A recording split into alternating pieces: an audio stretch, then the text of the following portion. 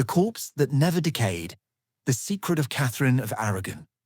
In the heart of England, beneath the cold stones of Peterborough Cathedral, lies one of Europe's most haunting mysteries. A body that refused to obey nature.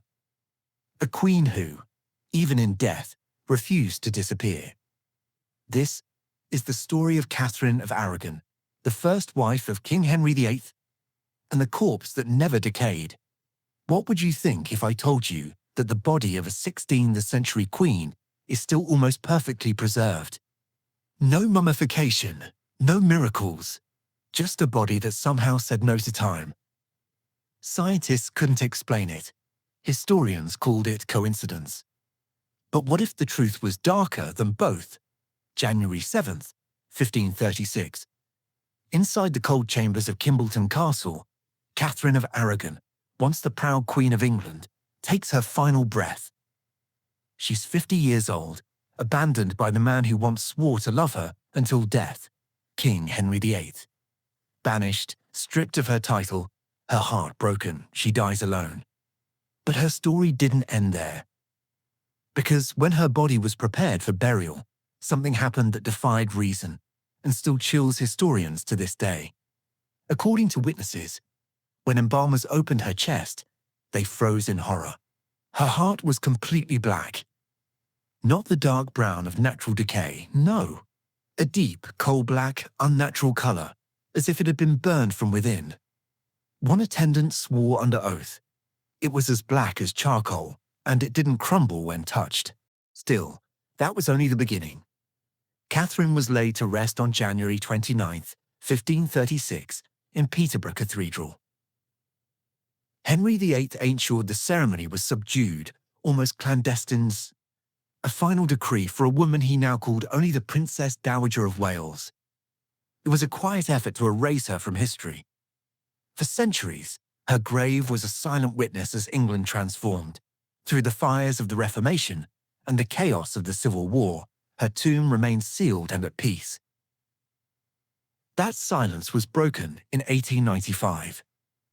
Cathedral workers, performing repairs, unintentionally broke into the vault that housed her coffin. What they discovered within was so far from the expected that it defied logical explanation. When they opened the lead coffin, anticipating only the quiet dust of ages, they did not find mere bones. They found Catherine, preserved with an almost impossible fidelity. Her form was still whole. The line of her jaw, the shape of her brow, all was still distinctly recognizable.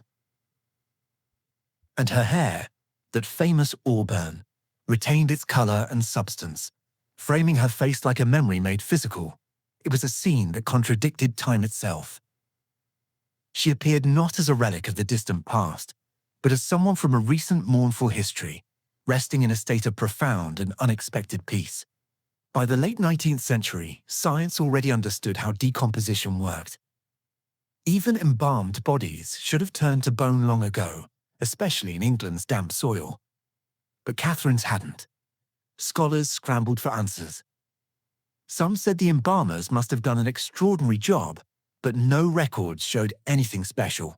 Others claimed the sealed lead coffin created an airless environment that somehow preserved her.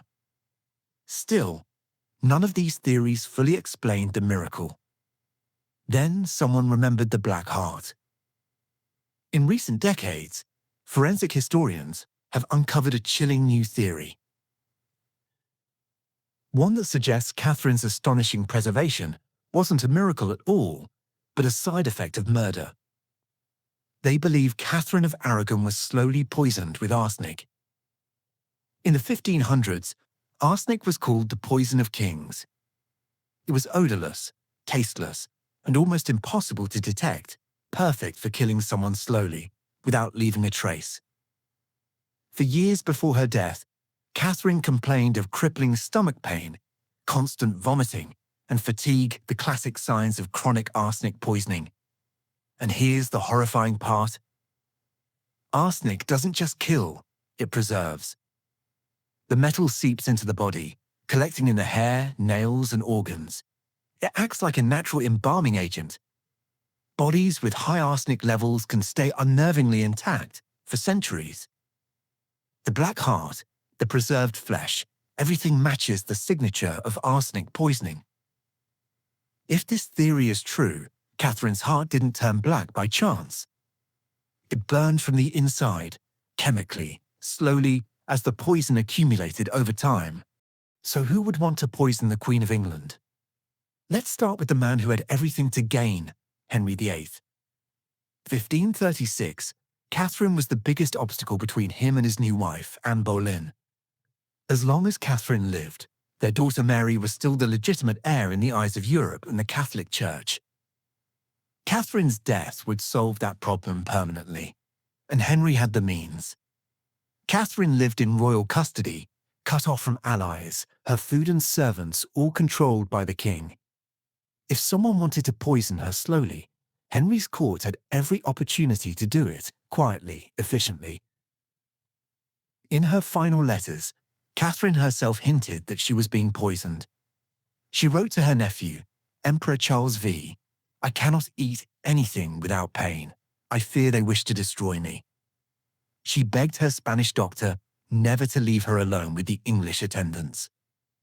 And then, the day she died, Henry celebrated. He dressed entirely in yellow, the color of mourning in Spain, but of joy in England, and danced publicly with Anne Boleyn. No mourning period, no respect. Only a king, relieved, or perhaps triumphant. Was this the joy of a man who lost his wife, or the satisfaction of someone who just executed the perfect crime? But Henry wasn't the only one with a motive. Let's consider Anne Boleyn. Anne's position was incredibly precarious. She had failed to produce a male heir, and Henry's eye was already wandering. With Catherine alive, Anne's marriage was seen as illegitimate by powerful nations like Spain. Catherine's death would remove that political stain and solidify Anne's title as the one and only queen. A sudden, convenient death could have been orchestrated by Anne's powerful family faction, the Boleyns, to secure their own power, with or without Henry's direct command. The official history tells us that Catherine of Aragon died of cancer or of natural causes related to her age.